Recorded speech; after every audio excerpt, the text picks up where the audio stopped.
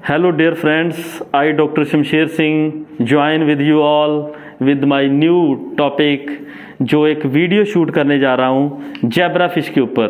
तो जैसे कि मैंने आपको पहले लेक्चर में बताया था कि जेब्रा फिश एक छोटा सा एनिमल है, एक जेब्रा फिश स्पीसीज़ है जिसको जेब्रा फिश कहते हैं क्योंकि इसकी बॉडी पे स्ट्राइप्स होते हैं। नाउ आज आपको ये दिखा रहा हूँ कि ये जो देख रहे हो आप, ये जेब्रा फिश है जिसकी लेंथ 1 से 1.5 इंच के आसपास होती है। आप देख सकते हो कि ये 100 ml का टैंक है जिसमें कि approximate you can say 150 to 160 zebra fish हमने रखी हुई है। अब इन जेब्रा फिश को, जैसे कि फिश एक एनिमल है, इक्वेटिक एनिमल है, पानी में रहता है, ऐसे ही हम इसको पानी में रखते हैं और कुछ ना कुछ प्लांट वगैरह उसमें रख देते हैं या कुछ स्टोन रख देते हैं सो दैट कि जेब्रा फिश जो है वो एक नॉर्मल एनवायरनमेंट में सरवाइव कर पाए।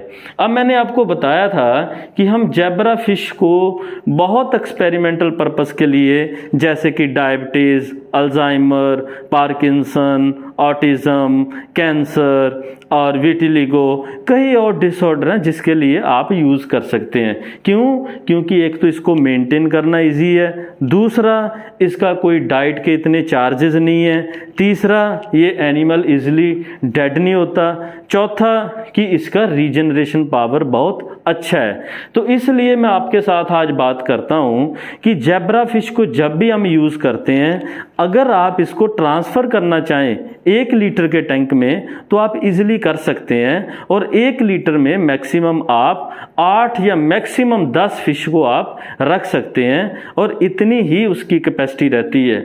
अब ये क्वेश्चन आ जाता है कि इसको हम ट्रांसफ़र कैसे करें। क्योंकि ट्रांसफ़र के टाइम पे ये एनिमल व्हेन एवर जब पानी से बाहर लेके आएंगे तो डेथ के चांसेस बहुत रहते हैं। तो इसलिए आप क्या कर सकते हैं कि इसको आप मैश से सेपरेट कर सकते हैं, जहां आप क्या कर सकते हैं कि लिक्विड बीकर को ऐसे फिल करें कि जितनी नंबर ऑफ आप फिश आपको चाहिए उतनी उसमें ले लें, अगर एक्स्ट्रा आ रही हैं तो आप मैश से उसको वापस डाल दें। दूसरा ये आ जाता है कि अगर इस फिश को हमें यूज़ करना है एक्सपेरिमेंटल पर्पस के लिए, इसका बॉडी वेट चेक कैसे किया जाए, तो बहुत इजी मेथड है। आप एक पेट्री डिश ले लें, उसमें कुछ क्वांटिटी ऑफ लिक्विड डाल दें और उसका पहले आप वेइंग कर लें कि कितना उसका वेट है और उसके बाद उसमें आप जेब्रा फिश डाल दें। आपको पता चल जाएगा कि पहले एम्प्टी जो आपका पेट्री डिश था with few ml of water और अलॉन्ग विद फिश कितना वेट वेरिएबिलिटी रहता है। दूसरा ये चीज़ आ जाएगी कि जब भी आप फिश को यूज़ करेंगे तो फिश को कई बार आप अनस्थाइज भी करते हो। सपोज अगर आपको डोज देना है, क्योंकि डोज पहले तो अगर आपको ओरली देना है तो आप अगर इसको 1 लीटर के टैंक में डालते हो, जैसे कि 1 लीटर का टैंक मैं आपको दिखाता हूँ कि 1 लीटर का टैंक एक छोटा सा टैंक है जिसको कि आप यूज़ कर सकते हैं। ये एक 1 लीटर का टैंक है जिसमें आप 8 से 10 फिश को डाल सकते हैं। अब अगर आपको ओरल डोजिंग करना है जेब्रा फिश का तो 2-3 मेथड रहेंगे, क्योंकि ओरली आप डायरेक्टली डिलीवर नहीं कर सकते माउथ में ड्रग, जैसे कि आप रैट को कैनुला से ड्रग दे सकते हो, माइस को दे सकते हो, बट जेब्रा फिश को ऐसे नहीं दे सकते, डिफिकल्ट है। तो आप क्या करोगे, अपनी ड्रग को पर्टिकुलर कंसंट्रेशन पे पर लीटर में डाल दोगे।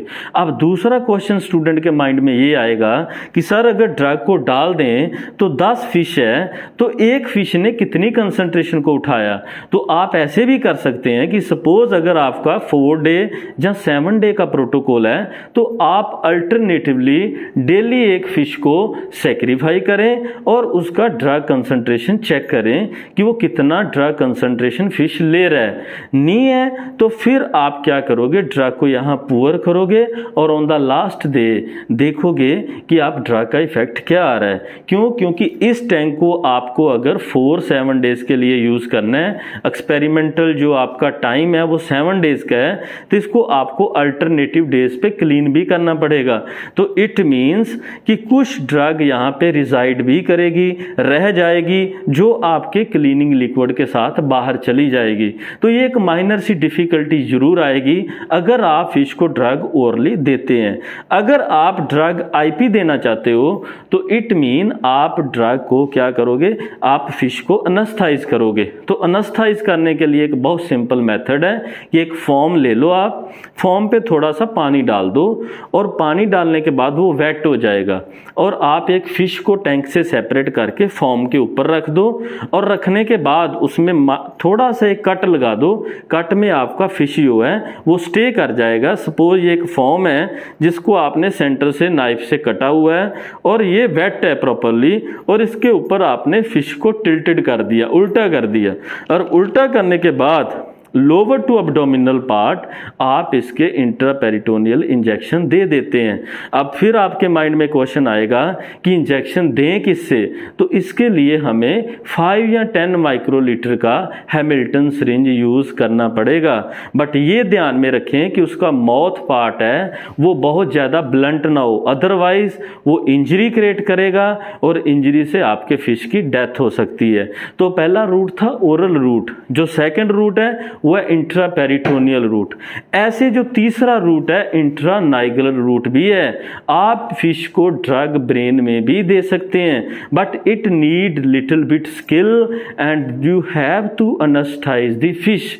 अब क्वेश्चन आ जाएगा कि रैट को तो हम थायोपेंटल सोडियम से या कीटामीन से अनस्थाइज कर देते हैं but what are the other methods for the zebra fish. तो डियर फ्रेंड्स, आप जेब्रा फिश को एक छोटी सी पेट्री डिश या एक बॉल में डाल दें जिसमें कि आइस डली हो पहले से। तो आइस जो है उसका टेम्परेचर होना ये 3-4 डिग्री सेंटीग्रेड।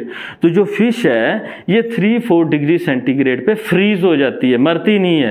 तो उस फ्रीजिंग टाइम पे आप अपना कोई भी डोजिंग करना है जहाँ आपको ब्लड लेना है आप इजीली ले सकते हैं।